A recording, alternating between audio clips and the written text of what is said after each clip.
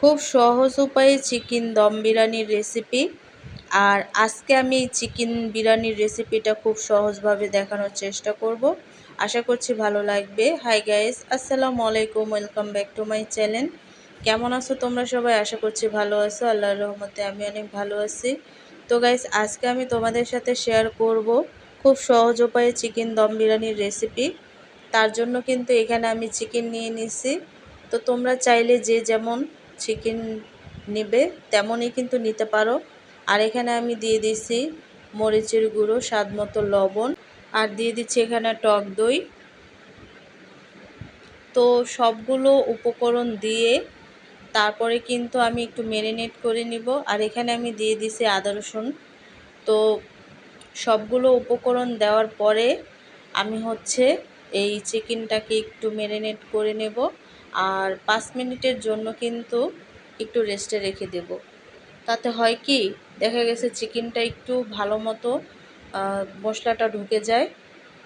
তো দেখো, এখানে আমি পরিমাণ মতো তেল দিয়ে দিছি। আর তেলটা কিন্তু আমি একেবারেই দিছি। দেখা গেছে চিকেনের থেকে যে তেলটা উঠবে ওই তেল দিয়েই কিন্তু আমি চালটাকে দম দিব। তো দেখো, আর এখানে আমি আলু নিয়ে নিছি। তো আলুটাকে আমি একটু ফ্রাই করে নেব।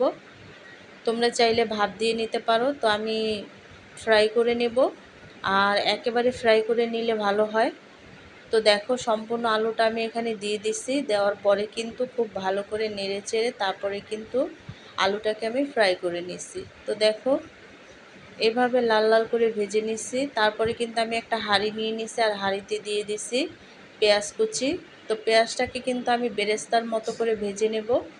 তো দেখো, চাইলে কিন্তু তোমরা এই পেঁয়াজটাকে বেরেস্তা করে উঠিয়ে রেখে তারপরে কিন্তু চিকেন দেওয়ার পরে তারপর ওই বেরেস্তাটা দিতে পারো। তো আমি অমন করি না, আমি সহজভাবে তোমাদেরকে দেখানোর চেষ্টা করছি, যাতে যারা সহজভাবে যে রেসিপিটা রান্না করতে চাও সেটা করতে পারো। তো দেখো, চিকেনটা দেওয়ার পরে কিন্তু আমি খুব ভালো করে নেড়ে চেড়ে তারপরে কিন্তু আমি মাংসটাকে রান্না করে নিছি। তারপরে কিন্তু এখানে ভেজে রাখা আলুগুলোকে অ্যাড করে দিছি।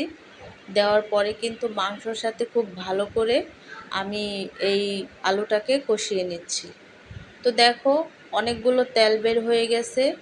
তো যেহেতু আমি তেলটা একটু বেশিই দিছি, এখান থেকেই তেলটা আমি কাজে লাগাবো। আর এখানে আমি চালটা দম দেব, তার জন্য কিন্তু এখানে পানি বসাইছি আর দিয়ে দিছি কাঁচামরিচ।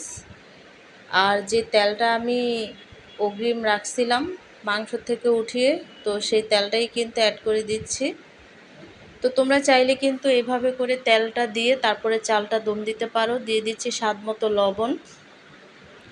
আর তোমরা চাইলে কিন্তু শুধু সাদা যেই পানিটা থাকে সেটা ভাতের মতো করে করে ফুটিয়ে নিতে পারো, তারপরে ঝরা দিয়ে চালটাকে অ্যাড করতে পারো। আর এখানে দুধ নিয়ে নিছি আর দিয়ে দিছি জাফরান। তো জাফরান আর দুধটাকে আমি একবারেই রেডি করে রাখলাম। আর এখানে দেখো, পানিটা কিন্তু ফুটে উঠছে। আর এই পর্যায়ে আমি চালটাকে একে একে করে দিয়ে দেব। আর এই চালটা দেওয়ার সাথে সাথে কিন্তু অনবরত নাড়তে হবে। তো দেখো, পানিটা কিন্তু অনেকটা শুকিয়ে গেছে। তো এই অবস্থায় কিন্তু আমি চালটা কিছুটা উঠিয়ে নেব। তো যতটুক লাগে ততটুক কিন্তু এই চালটা আমি উঠিয়ে নেব।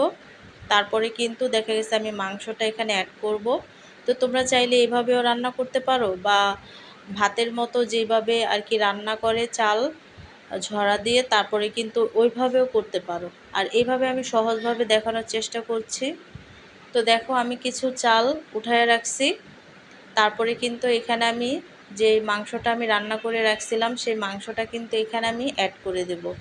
তো দেখো, এখানে আমি একে একে করে তারপরে কিন্তু মাংসটাকে দিয়ে দেব। তো দেখো, তারপরে কিন্তু এখানে আমি যে চালটা উঠিয়ে রাখছিলাম সেই চালটা খুব ভালো করে দিয়ে দেব। তো দেখো, এইভাবে করে কিন্তু আমি চালটা উপর দিয়ে তারপরে কিন্তু দিয়ে দেব। তো দেখো, তারপর আমি যে মাংসটুক ছিল ওই মাংসটাও কিন্তু আমি উপরে দিয়ে দেব। তো এইভাবে করেই কিন্তু খুব সহজভাবে তোমরা এই দম বিরিয়ানিটা রান্না করতে পারো। আর দুধ আর যে জাফরানটা আমি রাখছিলাম সেটা কিন্তু এখানে আমি অ্যাড করে দিচ্ছি। তো দেখো এভাবে করে কিন্তু আমি অ্যাড করে দিচ্ছি। তো দেখো খুব সহজভাবেই কিন্তু এই রেসিপিটা একেবারেই কিন্তু সহজভাবে হয়েছে। আর চালটাকে আমি একটু উল্টিয়ে দিচ্ছি। দেখা গেছে নিচে যদি চালটা কাঁচা থেকে যায় সেই ক্ষেত্রে কিন্তু উল্টিয়ে দেওয়ার পরে চালটা ফুটে যাবে। তো দেখো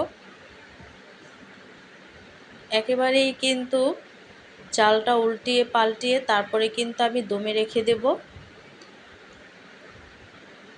তো দেখো একটু সময় নিয়ে কিন্তু এই চালটাকে একটু উল্টিয়ে দিতে হবে। তো এভাবে করে করেই কিন্তু এই চালটাকে আমি ফুটিয়ে নেব। তো আরেকবার আমি উল্টিয়ে দিচ্ছি। তো গাইস দেখতেই পাচ্ছ খুব সহজভাবে কিন্তু আমি তোমাদের সাথে এই দম বিরিয়ানিটা শেয়ার করছি আর একেবারেই সহজভাবে দেখানোর চেষ্টা করছি।